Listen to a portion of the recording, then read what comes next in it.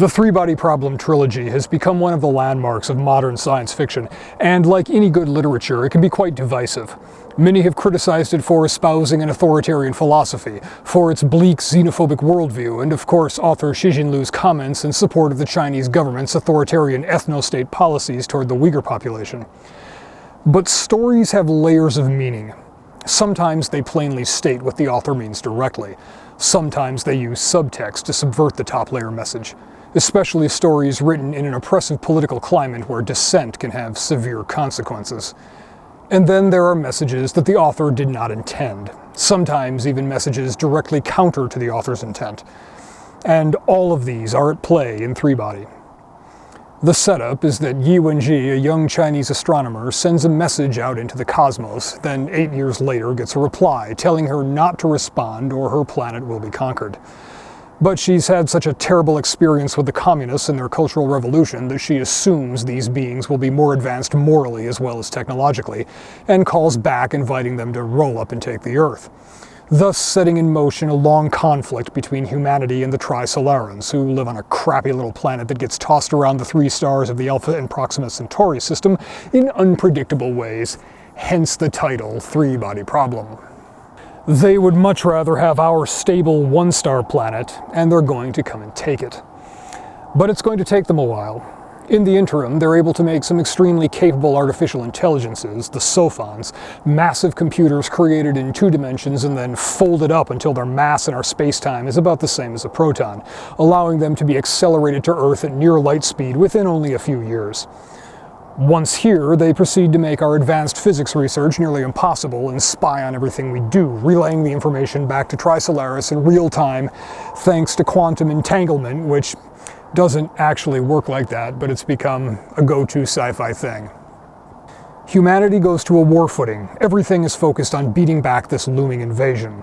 They need a plan, but they can't make one in secret. All communications, even face-to-face conversations, can be monitored by the Sophons. So in the interest of secrecy, they come up with the idea of the Wallfacers. These Wallfacers will be granted extensive powers that will enable them to mobilize and exploit a portion of Earth's existing military resources. As they carry out their strategic plans, the Wallfacers need not make any explanation for their actions and commands, regardless of how incomprehensible their behavior may be. Monitoring and control of the Wallfacer activity will be undertaken by the UN Planetary Defense Council, the sole institution granted the authority to veto Wallfacer commands under the UN Wallfacer Act.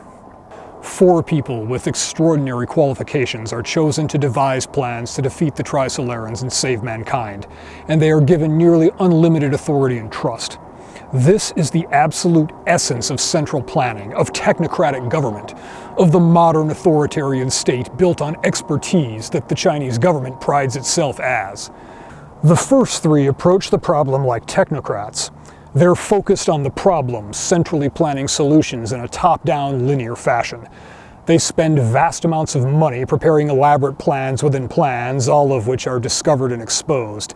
Plans which involve sacrificing vast numbers of people, had no chance of actually achieving their stated goal, and only make sense in the mind of someone trying really hard to convince themselves they're a genius. The Wallfacers can be viewed as a relatively straightforward critique of the kind of government that runs China, but it's certainly not unique to that country. There's an implication that absolute power and singular focus not only devalues lives, but that ultimately such an approach is doomed to failure. It boxes itself in. Technocrats are incapable of coming up with innovative solutions because they narrowly define the scope of solutions from the start. Luo Ji, an astronomer of no particular renown, is baffled to be chosen, but when he realizes he can't really get out of it, he figures he might as well make the best of it. He has them build him a house by a lake in the mountains. Yeah, my plan, I'm working on it. No, he's not. He's chilling at the chalet having a drink. Until one day, he gets an idea. He doesn't know if it'll work, he doesn't even particularly care, but he's curious. So he pulls the strings they gave him and has a powerful radio signal bounced off a star about 50 light years away. A spell, he calls it, too much bafflement. At this point, the books have introduced hibernation pods, both to mirror the Trisolaran ability to dehydrate themselves to wait out famine periods, and to allow the same human characters to carry through centuries of story. I'm not going to get into the details of that here, but it's part of how Luo Ji lived so long. So, almost 200 years later, he's brought out of hibernation. The spell worked, he ventured. Heinz and Jonathan nodded, and Heinz said, 187J3X1 has been destroyed. When? 51 years ago. It was observed a year ago, but no one was paying much attention to that star, so the observations were only discovered this afternoon. How do they know it was destroyed? Its destruction was observed. A body traveling close to the speed of light struck 187J3X1. The tiny object, they're calling it a photoid, was observed the instant it passed into the periphery of the stellar atmosphere by the tracks it made. It destroyed the star immediately. The star's 4 planets were also vaporized in the blast. Well, that's curious. From this, he develops a plan that will point out Trisolaris to the galaxy, unfortunately giving away Earth's location as well. With everything in place, he calls out to the Sophons to have a little come to Jesus. If the Trisolarans attack, he'll transmit the signal, revealing and thereby destroying both their worlds. The same happens if they kill him, thanks to a dead man switch. He and the Trisolarans both know that there are much more powerful civilizations than their own, and they're all extremely paranoid. Civilizations that reveal their existence invariably get snuffed out. Luo Ji came up with an innovative solution precisely because he didn't have the technocratic mindset of singular focus on the problem. While the other Wallfacers were metaphorically trying to build a gun to keep the enemy away, Luo Ji built a giant bomb, sat down on it, and dared them to come knock him off. Stalemate, deterrence, and a long period of peace.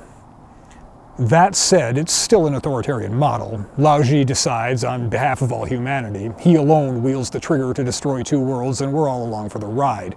It's just a different kind of authoritarian rule, an autocracy of intuition rather than expertise.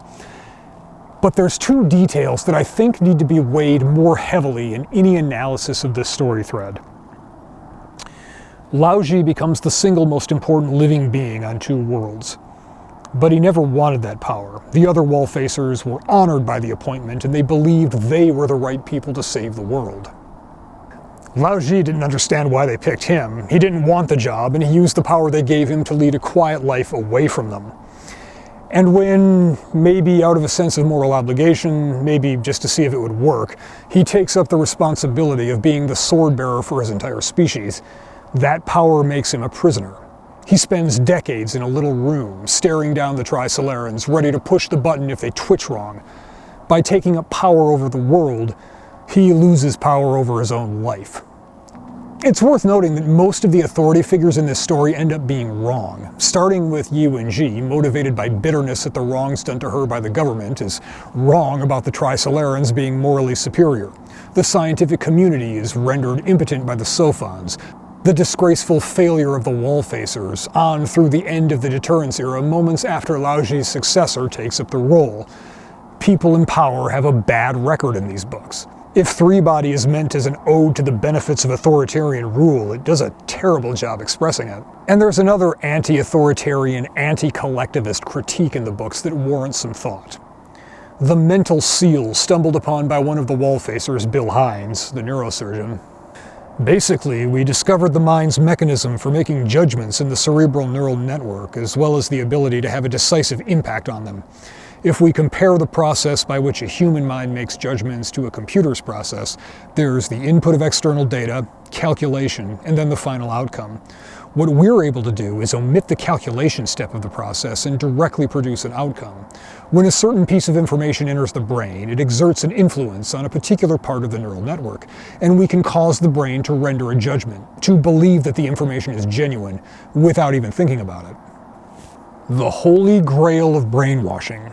You don't even need to propagandize. Any individual can be made to believe any premise with absolute certainty, regardless of how irrational it is. Once, this had me convinced that water was toxic, and it was only after 2 months of psychotherapy that I was able to drink unimpeded. That process is not something I want to remember. The wartime application of this is obvious. What better way to stomp out the scourge of defeatism than to instill in every member of your armed forces the unshakable, absolute conviction that they will be victorious in the end? But believing something doesn't make it true. Dr. Hines knew that, and he was something of a defeatist himself. So he devised a different plan. Instead of instilling military officers with faith in victory, they were given the certainty of defeat. And this Wallfacer plan actually has some merit to it in a roundabout sort of way. If a person has an ordinary defeatist mentality, they will speak of it to others. But a 100% unshakable, technologically hardened faith will inevitably produce a corresponding sense of mission. Defeatism and escapism are intimately related, and if the imprinted really exist, then their ultimate mission is bound to be accomplishing an escape into the universe. But to achieve this goal, they have to deeply conceal their true thoughts. If our planet is going to be destroyed, then an obvious course of action to consider is to find ways to make sure that at least some of us aren't here when it happens.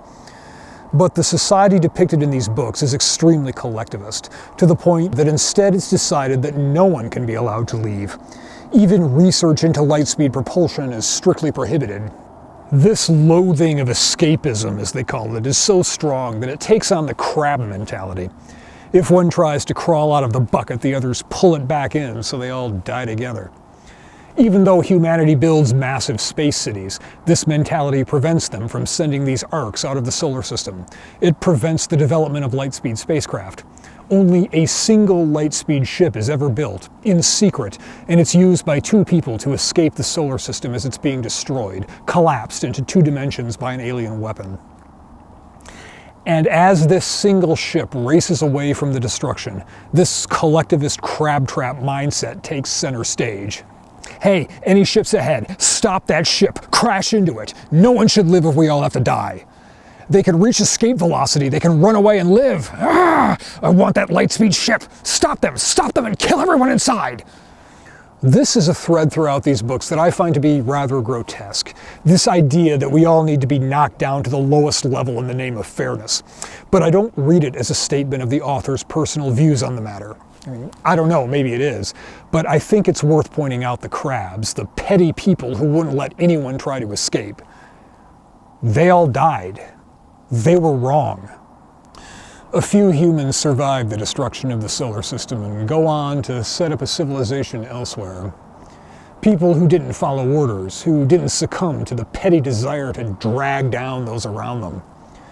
It's a story full of flawed, sometimes reprehensible people making bad decisions. But there are a few characters that don't do what they're told, that figure things out for themselves, and they're the ones we're sympathetic to.